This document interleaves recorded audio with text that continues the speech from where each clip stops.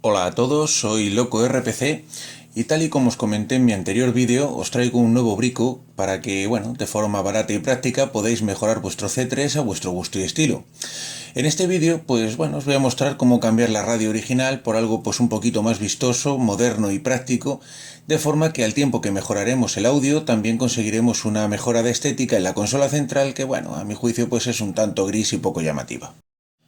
A la hora de elegir una radio, pues no olvidéis respetar la potencia que los altavoces pueden soportar. No va a servir de nada instalar una radio con gran potencia si los altavoces son los originales de casa. Por este motivo, bueno, os aconsejo que, salvo que queráis cambiar los altavoces, optéis por una radio que tenga una potencia media que ronde los 4x50 vatios, ya que esta potencia pues es más que suficiente para disfrutar de buena calidad de audio al tiempo que no gastaremos demasiado dinero en el aparato.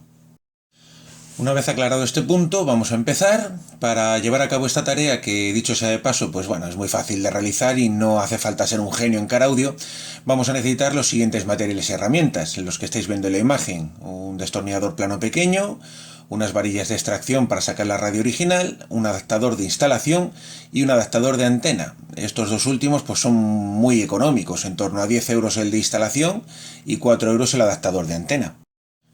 Comenzamos sacando el cajón portaobjetos del modo que veis en la imagen, haciendo palanca por uno de los laterales, da igual izquierdo o derecho, y liberando un extremo, el otro saldrá sin complicaciones, tras lo cual podremos extraer el cajón. A continuación vamos a sacar la radio original. Para ello lo que vamos a utilizar son las varillas del modo que estáis viendo. Las introducimos por los orificios que están a izquierda y derecha y presionando hacia izquierda y derecha respectivamente, y al mismo tiempo tirando hacia nosotros conseguiremos extraer. Se nos queda así una vez extraída la radio de su sitio, que parece un poco caótico, pero no os preocupéis, es completamente normal. Una vez hecho esto, ya tendremos acceso al cableado que vamos a soltar del modo que estáis viendo. La conexión de instalación pues sale soltando ese cierre en forma de palanca que veis, y la conexión de antena soltamos presionando un pequeño clip, ese blanquito que veis, y tirando en direcciones opuestas. Una vez ya la radio desmontada y desconectada, vamos a empezar a conectar la nueva. Para ello cogemos el adaptador de instalación, conectamos al adaptador de la radio y seguidamente conectamos el mismo adaptador a la instalación del coche. Ahora montamos el adaptador de antena, del modo que estáis viendo. La radio pues va en esta posición, no tiene otra. Y fijaros en esta imagen que en el centro de la clavija hay un pequeño pin que hay que llevar mucho cuidado de no doblarlo ni romperlo, porque de ser así pues no oiremos ninguna emisora de radio, así que cuidado en este paso. Lo conectamos del modo que estáis viendo, haciendo coincidir el macho con la hembra, obrando con mucho cuidadito, como os he mencionado antes, para no doblar el pin que hay dentro, y ya lo tendríamos conectado a la instalación de antena del coche. Con los cables de instalación y antena ya montados, vamos a llevar la radio a su posición final. La introducimos en el mismo sitio donde teníamos la anterior.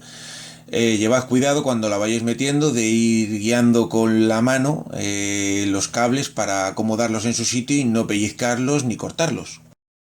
Una vez tengamos ya la radio en su posición final, nos aseguramos de que está firmemente sujeta para evitar que se mueva mientras que el vehículo está circulando. Comprobaremos instalando la carátula. Si es de carátula extraíble, pues comprobaremos que tanto las emisoras de radio se reciben con normalidad. El USB pues también debería de funcionar si lleva USB la unidad que hayáis elegido, y el compact disc también debería de funcionar todo con normalidad. Una vez hechas estas comprobaciones, tendremos el trabajo terminado, muy fácil de hacer y muy sencillo. Simplemente pues informaros de que nos quedaríamos sin el uso del mando satélite al lado del volante, ya que el cable de interfaz que hace falta para esto pues sale bastante caro, 80 o 90 euros, y para una radio pues tampoco es menester. Bueno, simplemente deciros pues que en breve subiré un vídeo nuevo y felicitaros el año nuevo, y bueno, ya nos volveremos a ver, ¿de acuerdo? Venga, hasta el siguiente vídeo.